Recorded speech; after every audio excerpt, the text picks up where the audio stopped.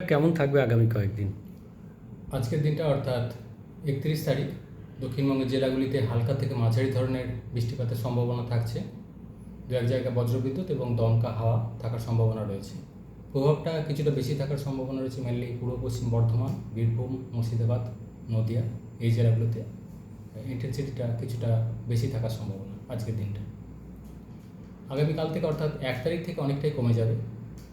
Mainly 1 তারিখে দক্ষিণের জেলাগুলো বিশেষ করে ঝাড়গ্রাম, পূর্ব পশ্চিম মেদিনীপুর, উত্তর দক্ষিণ 24 পরগনা, সেই সাথে নদিয়া, পুরুলিয়া, বাঁকুড়া, মেনলি এই জেলাগুলো স্থানীয়ভাবে দু এক জায়গায় হালকা ধরনের বৃষ্টিপাতের সম্ভাবনা থাকবে। অন্যান্য জেলাগুলোয় আংশিক মেঘলা আকাশ থাকার সম্ভাবনা 1 তারিখে। 2 তারিখ থেকে 4 তারিখ পর্যন্ত দক্ষিণবঙ্গের জেলাগুলি প্রধানত শুষ্ক ওয়েদারই বজায় থাকবে, তাপমাত্রা বাড়বে। 5 তারিখ নাগাদ গিয়ে পশ্চিমের জেলাগুলো যেমন পুরুলিয়া, বাঁকুড়া, পশ্চিম বর্ধমান, বীরভূম এই জেলাগুলো দু এক জায়গায় আবার বৃষ্টিপাতের সম্ভাবনা তৈরি হবে 5 তারিখ নাগাদ। এবং 6 তারিখে আবার বিক্ষিপ্ত বৃষ্টিপাতের সম্ভাবনা থাকবে দক্ষিণবঙ্গের সব জেলাগুলিতে।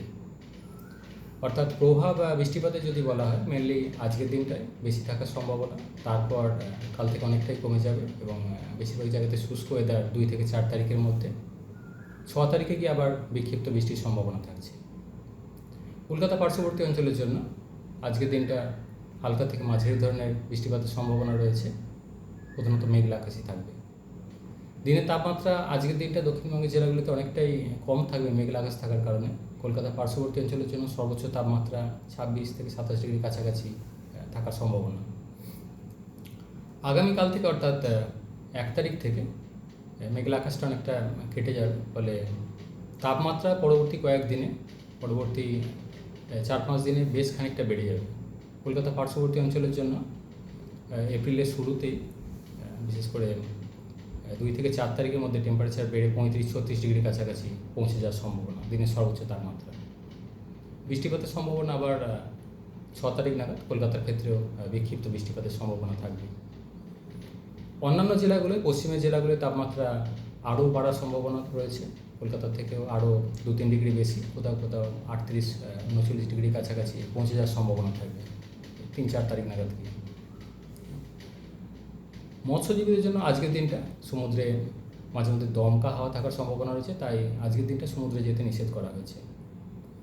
উত্তরবঙ্গের জন্য প্রভাব বেশি থাকার সম্ভাবনা 31 তারিখ অর্থাৎ আজকের দিনটা, বিশেষ করে উত্তরবঙ্গের উত্তরের জেলাগুলো দার্জিলিং, কালিম্পং, জলপাইগুড়ি, কোচবিহার, আলিপুরদুয়ার এই জেলাগুলোয় বৃষ্টিপাতের পরিমাণ তুলনামূলকভাবে কিছুটা বেশি থাকার সম্ভাবনা। দু এক জায়গায় ভারী বৃষ্টির সম্ভাবনা রয়েছে, বিশেষ করে জলপাইগুড়ি, দার্জিলিং, কালিম্পং, আলিপুরদুয়ার এই জেলাগুলো।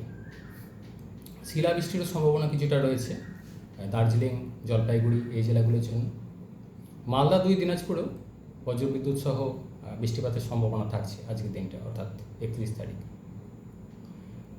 1 তারিখ থেকে কিছুটা কমবে, তবে উত্তরের জেলাগুলো বৃষ্টিপাত 1 তারিখেও বিক্ষিপ্ত হালকা থেকে মাঝারি বৃষ্টিপাতের সম্ভাবনা কন্টিনিউ করছে 1 তারিখে।